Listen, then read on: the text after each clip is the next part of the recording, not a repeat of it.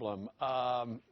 You know, we heard from Mike Rogers over the last week or so that they rolled this out on the first day of October, even though it was not safe. In fact, here's a soundbite that's going to set up something that's going to shock you. Watch. The real threats to these systems when you have nation states and organized crime groups and criminals trying to get information that is now available on these websites. So here's the problem.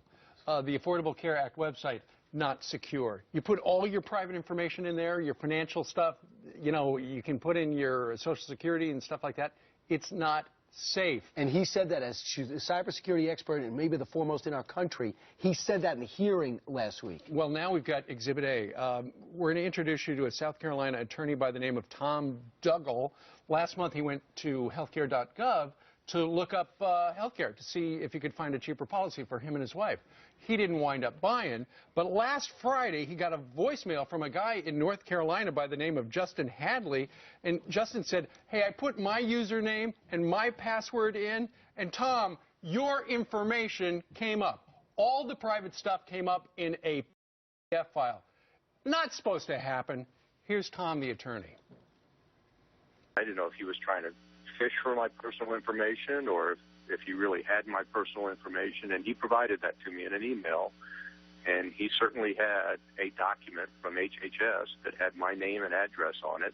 I'm very concerned because if you go to the HealthCare.Gov website, there is no system for reporting a security breach. You know, any bank or any other secure online system, you can easily report potential security breaches.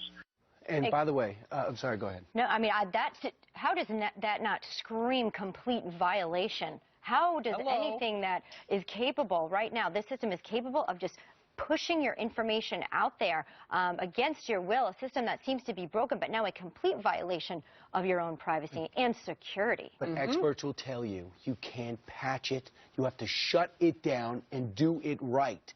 They're trying to patch it. How can you ever feel secure logging on when it does work that your information is safe? Why would you enter any information knowing that something like that could happen? And the administration right now is saying, no, continue to try. Send in paper, write it on a stone, throw it in, and just tell us all of your info. And then they log it in. And then they're eventually going to log it in when the system starts working. Why? So it can just come out like it just did in complete form of violation? Now, keep in mind, this is what happened to one guy, and it was discovered by somebody in another state, and he was honest enough to call and say, hey, guess what's happening?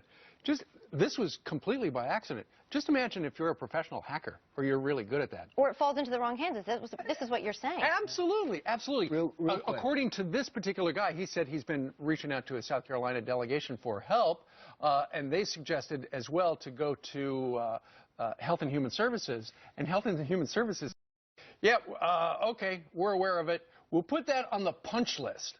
We'll go ahead and we'll get around to it. We'll fix it.